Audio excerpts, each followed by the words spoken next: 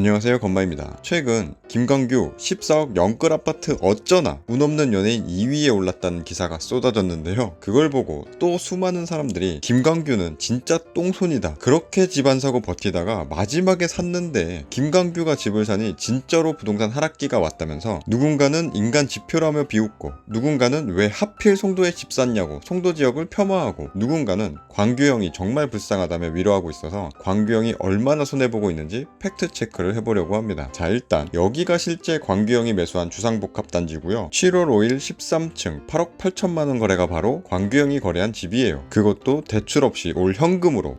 그걸 어떻게 하냐고요? 부동산에 대해 관심이 좀 있거나 거래를 조금이라도 해본 사람이라면 누구나 쉽게 알아볼 수 있고요. 그에 관련된 영상은 예전에 이미 만들어 올렸으니 참고하시면 될 것 같아요. 이 주상복합의 최근 거래가를 보니 한창 하락 중이라던 2022년 8월 9억 3천만원에 7층이 팔렸는데요. 아니 뭐야, 똥손이라며, 인간 지표라며. 실거래가는 오히려 광규 형이 산 금액보다 5천만원 올랐는데 광규 형 집보다 뷰가 더 좋은 고층이 팔렸으면 고층이라 뷰가 더 좋아서 비싸게 더 팔렸나 보다 변명이라도 해볼 텐데 오히려 저층이네. 이건 그냥 빼박 가격이 올라간 거잖아요. 광규 형이 인간 지표다? 틀린 말이네요. 광규 형이 집을 사니 부동산 하락기가 왔다? 진짜 부동산 하락기가 맞다면 왜 저층이 광규 형이 샀을 때보다 더 비싼 가격에 팔린 거죠? 광규 형은 똥손이다? 아, 무슨 똥손이 8억 8천만 원을 대출 없이 올 현금으로 집을 사요. 이런 게 똥손이면 나도 그 똥손 좀 갖고 싶. 이건 그냥 나름 유명 연예인인 광규 형을 상대로 지금 부동산 하락기가 맞는데 그것도 모르고 송도에 집 샀다고 비난하는 사람들이나, 앞으로 집값은 더 폭락할 수밖에 없다고 확신하는 사람들이나, 그런 복잡한 건 잘 모르겠지만 기사에서, 뉴스에서, 국가기관에서 부동산 하락기라고 하는데 한창 올랐을 때보다 집 사서 손해 많이 받겠네, 좀 불쌍하다 여기는 사람들이나, 그 밖에 그냥 대부분의 사람들이 한창 집값 오를 때 집을 사지 않았던 자신의 행동에 대해 위안 삼고 있는 거예요. 행동하지 않았던, 아니면 행동하지 못했던 자신의 행위에 대해 유명인을 상대로 위안을 삼으면 순간적으로나마 마음이 편해지긴 하겠지만 그게 실질적으로 당신의 삶이 나아지는데 도움이 되나요? 그거 아니거든. 금리 계속 오르고 있고 글로벌 경기가 계속 침체될 거라 집값은 더 내려갈 게 확실한데 김광규는 괜히 막판에 집 사서 손해본 거 확실하거든. 제가 제시한 증거에 대한 반박은 못하니까 앞으로 손해를 볼 게 확실하다고요? 완전 내피셜이네. 이런 식으로 예전부터 그렇게 하락기라고 떠들면서 제가 만든 광규 형 관련 영상에 집값 하락 맞다, 송도 폭락한다, 김광규 선택 잘못한 거다 댓글들을 달았었지만 현실은 뭐예요? 아직까지 손해는커녕 이득 본 게 현실이죠. 뭐 100번 양보해서 앞으로 집값이 내려갈 거니까 광규 형이 그때 집을 안 샀어야 됐다고 가정을 해볼까요? 집을 안 샀다면 어딘가에서는 살아야 되니까 월세든 전세든 남에게서 집을 빌려서 살아야 되는데, 남들이 한창 떠드는 그 부동산 하락기가 언제 끝나고 반등할지 정확하게 아시는 분 계세요? 없죠. 아무도 없어요. 이건 정말 아무도 모르는 거니까요. 전세로 살고 있으면 대부분의 자금이 전세 보증금으로 묶여 있기 때문에 이제 집이 오를 것 같아도 계약 기간이 끝나지 않으면 집 못 사요. 계약 기간 이전이라면 집주인이 보증금을 돌려줘야 할 의무가 없으니까 계약 기간 끝날 때까지 기다려야죠. 이 계약 기간에 묶여서 타이밍 맞게 못 사고 그 사이에 더 폭등하면 그만큼의 손해는 누가 봐요? 내가 보는 거예요. 그러니까 앞으로 집값이 다시 오를 거라고 생각하면 전세로 살면 안 되겠네요. 아, 그럼 월세로 살면 되겠네. 그런데 월세로 살면 월세가 확정적으로 계속 나가네요. 광규 형이 살고 있는 집 수준으로 월세 얻으려면 꽤 많이 비쌀 텐데 괜찮을까요? 앞으로 집값 하락기가 길어져서 월세로 계속 살아야 되면 집값이 다시 올라갈 시점에 내가 집을 사기 전까지는 계속해서 비싼 월세를 내야 되는데 그 돈은 누가 내요? 그것도 내가 내는 거예요. 하락기가 길어진다고 생각한다면 월세로 살아도 안 되네요. 이런 식으로 대부분의 상황에서 집을 매수해서 사는 게 전세나 월세처럼 대여해서 사는 것보다 유리하기 때문에 광규 형처럼 내가 집을 살 여력이 되면 집을 사는 게 훨씬 낫습니다. 아, 그럼 집 사서 손해보는 경우는 없음? 없기는 왜 없어요. 부동산 상승기라고 너도 나도 다 마구마구 오른다고 앞으로 사람들이 모이지도 않을 곳에 이미 많이 올라버린 거를 비싸게 주고 사면 완전 폭망하는 거죠. 이거에 대한 얘기는 오른쪽 상단이나 영상 마지막에 링크 걸어드릴 테니까 영상 참고하세요. 아마 대부분의 하락론자들이 모든 집값이 이미 많이 올라서 집 사면 비싸게 주고 사는 거라 폭망한다고 얘기하겠지만, 집값이 떨어지기 시작하면 서로 싸게 팔려고 내놓으면서 경쟁하다가 계속해서 집값이 내려간다고 떠들겠지만, 사람들이 살고 싶어하는 지역에 살고 싶어하는 수준의 집은 사람들이 실제로 거주를 해야 되기 때문에 절대